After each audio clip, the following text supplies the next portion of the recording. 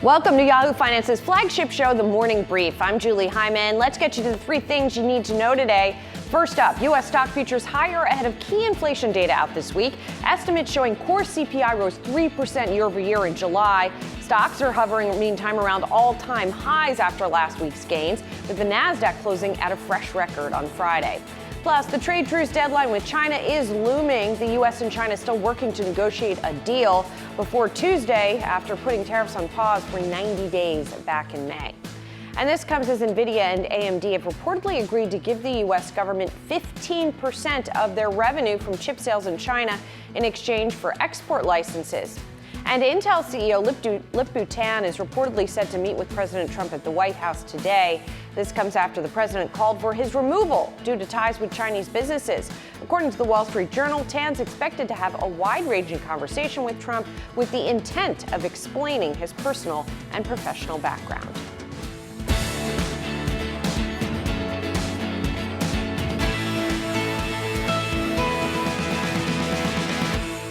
Let's get a check-in on stock futures right now. We are seeing futures push a little bit higher here this morning, not a huge gain. The S&P 500 did close just shy of a record on Friday, so we'll see if it reattains that milestone today, as it has a number of times in the past month or so. Right now, the Dow is leading these early gains. Futures pointing to a gain of 62 points at the open. Little change, really, for the S&P and the NASDAQ.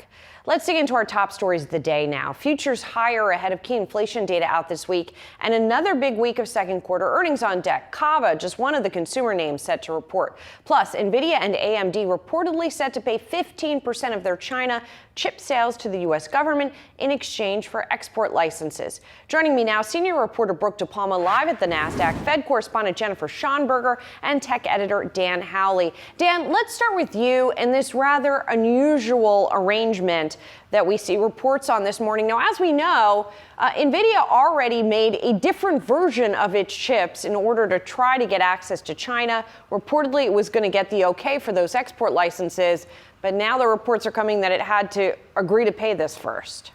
Yeah, it's a rather interesting agreement if it all comes kind of together the way it's been reported at this point, that 15% of the revenue that they would get from China sales going to the administration, basically.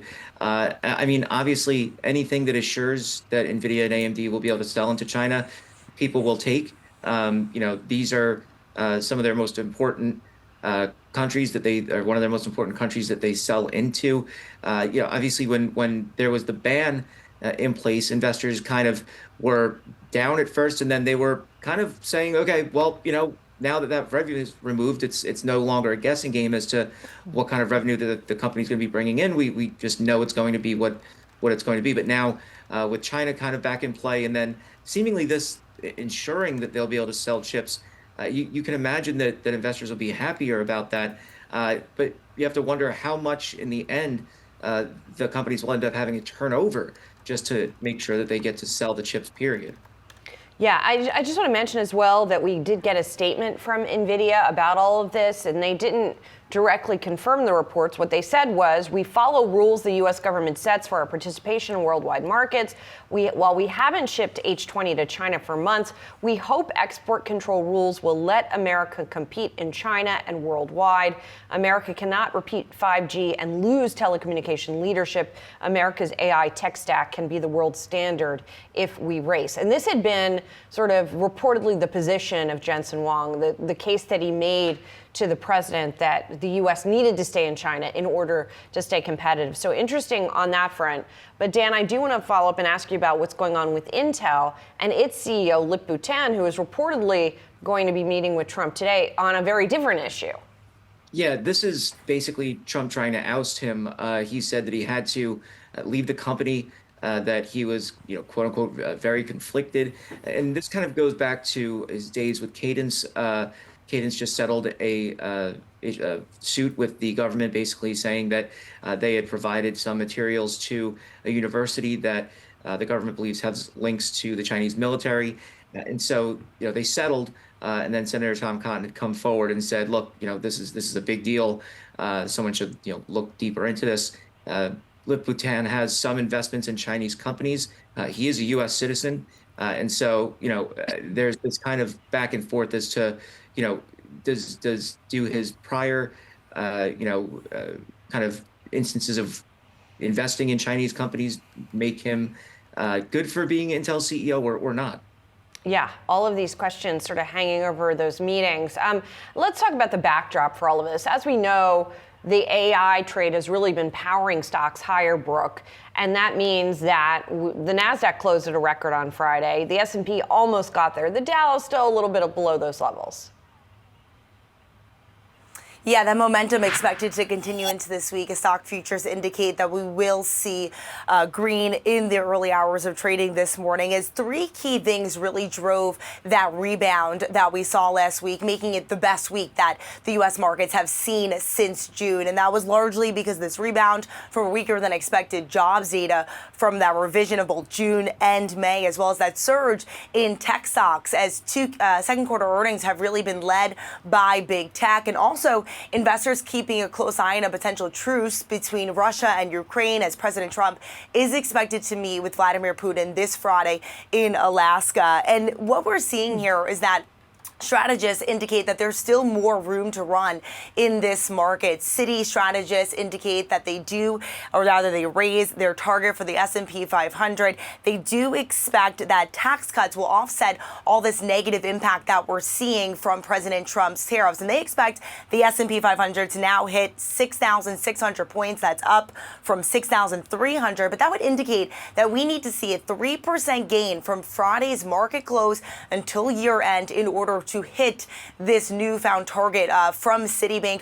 Right now, futures indicating right now S&P 500 sitting around 6,389, and so that would obviously mean about a 200 plus point gain for now until year end. But right now, we're seeing lots of momentum in this market. AI really leading the trade here once again. Yeah, and obviously it makes sense that they're upgrading their target since the S&P was already above their target, unless they believed that we would just tread water for the rest of the year, which does not seem to be the consensus view. In terms of the catalyst this week, the most important of them, Jen, is probably going to be that CPI report. Yeah, Julie, we're closely watching CPI, specifically core CPI, which strips out those volatile food and energy prices. And economists are expecting that to tick up to 3% for the month of July. That would be up from 2.9 from the month before that in June. And I'm watching to see whether we see goods inflation sort of pushing up that number again. Remember, Fed officials are closely watching for the impact of tariffs on inflation. And Fed Chair Jay Powell specifically has said he wants to see the summer months, June, July, and August. So we saw a little bit of an uptick in June. Here we are coming to July. We're expecting to see further uptick there. What's interesting to me, though, is that CPI tends to run a little bit hotter than PCE, the Personal Consumption Expenditures Index, which is the Fed's preferred inflation gauge. And Fed officials now see inflation topping out at 3.1% for the year based on PCE. So it seemed, and then coming back down for 2026. So it seems like they are coming around to the idea that we're going to see a one-time increase in inflation as a result of tariffs, though many still in that sort of wait and see posture to see if it will be more persistent. And we're going to hear from some Fed speakers, specifically some hawks this week. And I'm curious to see how they interpret the new inflation data that we will get tomorrow, along with the jobs data, that weaker jobs data that we got a couple weeks ago. And we should also note that the CPI data comes from the BLS, which is the same agency that puts out the labor numbers, right? And this is as the administration is reportedly considering candidates to lead that agency as well. Yeah, absolutely, Julie. That's another storyline that we are going to be watching as well. And we're watching to see who the president is going to put in place as the BLS commissioner. I want to note, though, on that story that the BLS commissioner does not have a hand in actually surveying the data. So I'm not sure how that role may change with the new appointment or not. But I think investors going to be looking at those numbers, thinking about that, in the back of their mind for sure as we receive that data tomorrow. And it's not unusual for us to get some kind of social media post from the president when we get those numbers, whatever that's going to look like. Brooke, of course, as we mentioned, we're still we're sort of past the peak of earnings season, but we're still in earnings season, and you are continuing to watch those consumer earnings in particular very closely. Julie, we may have gotten tech before, but we're still in the crux of earnings season when it comes for a few more key players to give us a sense of the fast casual place, and especially companies that I'm looking for mid to late August around retail. But this week, what we expect to hear is from Kava, as well as On Holding, which is behind those key On running sneakers that have been really gaining ground against Nike so far over the past few years. But Kava is going to give us an inside look at the state of fast casual. They are expected to see their same-store sales growth jump about mid-single digits, around 6% this past quarter after they lapped some pretty heavy gains last year. And also On Running, it'll be interesting to hear from them as they source a majority of their goods from Vietnam, one of the key sourcing regions that was in a lot of trade discussions over these past few months. And also on top of that, we have yet to get a key inside look at the state of the IPO market so far this year. This week alone, we are hearing from CoreWeave as well as Circle, and investors really keeping a close eye on that as it comes to this AI rally that we've seen year to date, and also a closer eye on the state of Bitcoin as well, as that's set to hit record highs. Brooke, Jennifer, Dan, thank you so much. Appreciate it. Coming up, we got packed shows ahead to kick off a busy week on Wall Street. Ford President and CEO Jim Farley will join us at 11:30 a.m. Eastern to talk about a big announcement, talk tariffs, and more. You don't want to miss that. But first, we're going to count you down to the opening bell on Wall Street. Don't go anywhere. You're watching Morning Brief on Yahoo Finance.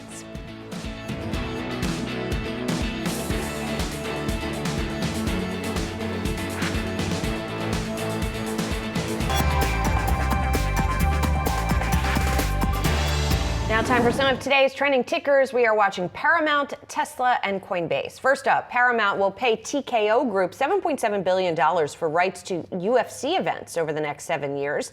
The announcement, the first major move for Paramount since its merger with Skydance, closed last week.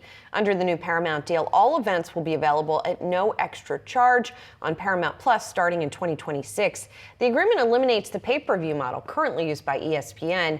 Disney's current deal, which expires at the end of this year, is valued at $550 million per year.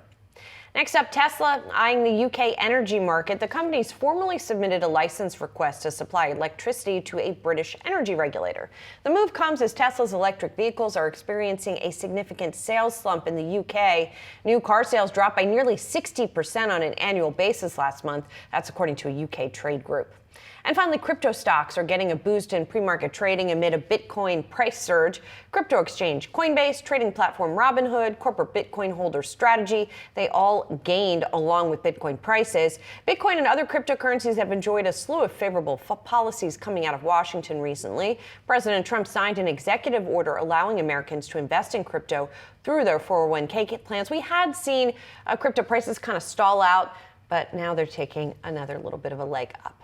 As always, you can scan the QR code below to track the best and worst performing stocks with Yahoo Finance's trending tickers page. U.S. futures this morning have been little changed to a little bit mixed. The Nasdaq's rally in particular, though, has seemed unstoppable. The tech-heavy index hit its latest record close on Friday, its 18th of the year. Beyond those hefty valuations, we're looking for undervalued areas of opportunity in the market. David Volpe, Deputy Chief Investment Officer of Emerald Advisors, is joining us now. David, thanks for being with us. So as you look at the markets here, obviously we have seen a few names sort of dominate the trade. But where do you think investors should be looking for sort of more potential upside right now? Good morning, Julie. Well, I'm a growth shop as well as focusing on small caps predominantly. Within that, some of the beaten up sectors that really haven't performed this year, healthcare, energy, are a couple of sectors that we really like. Healthcare in particular has dropped as a percentage of the S&P 500 in the last couple of years from 16% to 9%.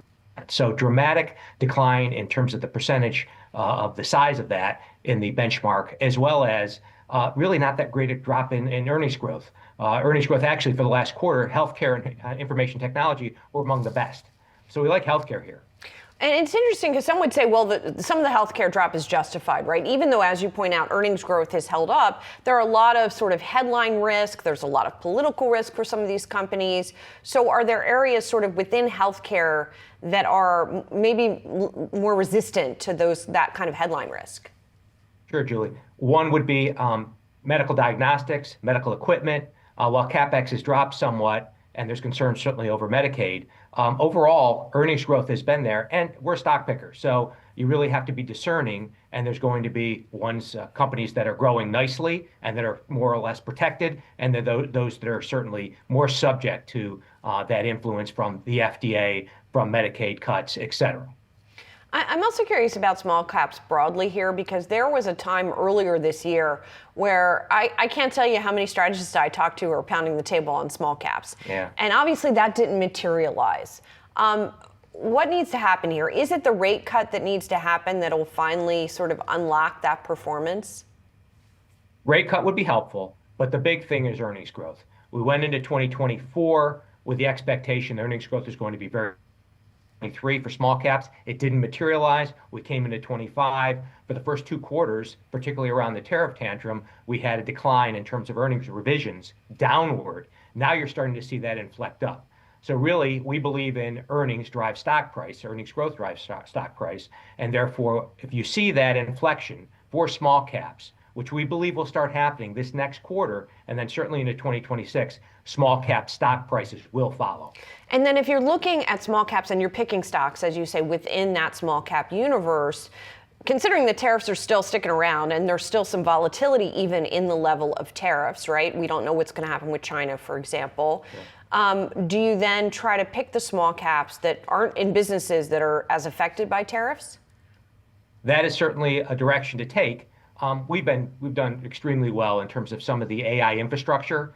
A lot of these companies, whether it's in the power, whether it's in the connectivity, whether it's in the cooling, tend to be small and mid-cap names. So certain big guys are driven by the hyperscaler CapEx, but a byproduct of that is spending on, as I mentioned, power, infrastructure, connectivity, cooling, et cetera. And those tend to be some of the smaller cap names. We think that continues. Certainly valuations have grown and gotten somewhat rich, but the earnings growth has been somewhat spectacular. So in other words, we have seen some of the similar move that we've seen in the large caps in that arena has also been happening with the small caps in that arena. I guess I would ask, if you've held them, great. Is it too late to add on to some of those names, or do you think a lot of the move has already been seen? Some of the move's been seen. Backing up, we've had a heck of an earnings season. S&P reporting 90% of companies reported 11.8% earnings growth. That's 700 basis points above what the expectations were just 2 months ago. So it wouldn't surprise me to see a little pullback as we exit earnings season. That would be a great time to be adding to these names. Gotcha. And then I think you mentioned energy as well.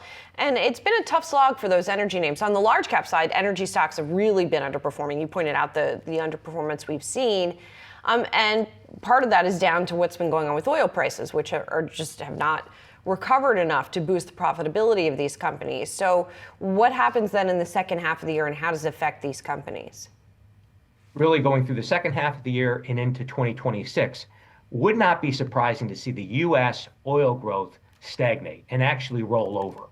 I'll say that again, U.S. oil growth rolling over, which would be a huge boon for these names, because then you'd see CapEx start increasing, you'd see rig count and frac count start increasing, and that would be a big, big plus for both on the service side as well as for price. Natural gas prices have been reasonably strong, and natural gas names have done pretty well because of the data center boom.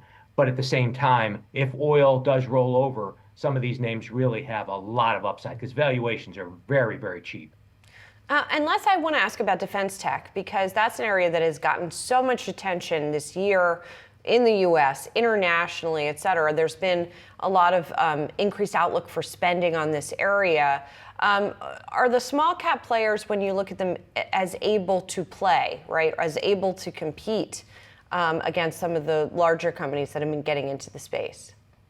I would say they are more able to compete. They're more nimble. Their technology is better. They're not subject to this bureaucratic gigantism that the larger names have been subject to. So some of the smaller names, particularly on the drone side, on the rocket side, motor side, have done extremely well, and we think they can continue to do well. So defense tech on the small cap side, I'd much rather be there than large cap legacy players.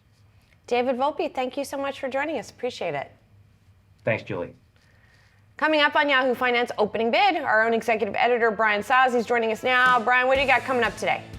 Julie, we're going to continue the conversation, all things Bitcoin. Bitcoin had been trading in a pretty tight trading rate for much of July and into August. Well, that's now going out to the upside, so focused in on that move as well. And also going to drill more, Julie, into this NVIDIA, AMD news about them giving 50% of those China revenues essentially to the Trump administration. Just another, really, something we have really not seen in corporate America. So many of those things continuing to pop up, Julie. Yes, many of those things continuing to pop up. It is a fascinating trend we're going to be talking about all day here on Yahoo Finance, including next with Brian Sazzi. That does it for Morning Brief. Much more coming up. Keep it right here.